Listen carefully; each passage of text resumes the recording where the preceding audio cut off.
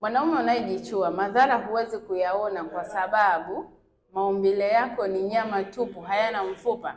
That's why huoni maumivu yoyote yale, ama huoni athari ambazo zinaweza zikatokea katika afya yako ya uzazi. Lakini acha nikuoneshe kitu kwa vitendo. Mfano, huu ni mkono.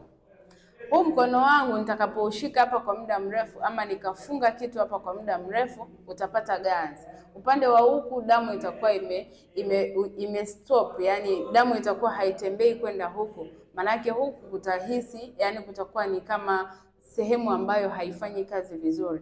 Ndipo unapotakiwa kuhisi kwenye maumbile yako. Mfano, unapojishikilia kwenye maumbile kila siku iendayo kwa Mungu, maanake ni unalegeza ile mishipa ya damu isifanye kazi vizuri. Kwa hii ganzi ambayo unaisikia katika mikono, sehemu ambazo zina mifupa, ndio ganzi ambayo unatakiwa kuifeel katika sehemu zako za maumbile, kwa sababu kinachoathirika sio mzunguko wa damu kustop.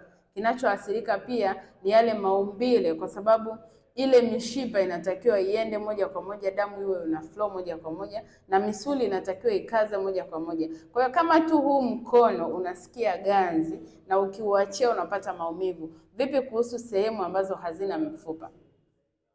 Inawezekana sasa hivi unajichua lakini haujui madhara yake, ila utakapoendelea ndani ya mwaka, miaka miwili, miaka mitatu, utakuja kujutia kwa maumbile kuto kusimama, kwa kuto kuhisi hamu ya kushiriki tendo la ndoa, kwa sababu ushalegeza mishipa, ushalegeza misuli, na uwezo wa kuwa strong tena haupo. Kwa hiyo badilika leo, wewe mwanaume ambaye unanisikiliza sasa hivi, na wasiliana nami kama hilo tatizo tayari unalo na unalifanya kwa muda mrefu. Share hii video iwafikie vijana wengi.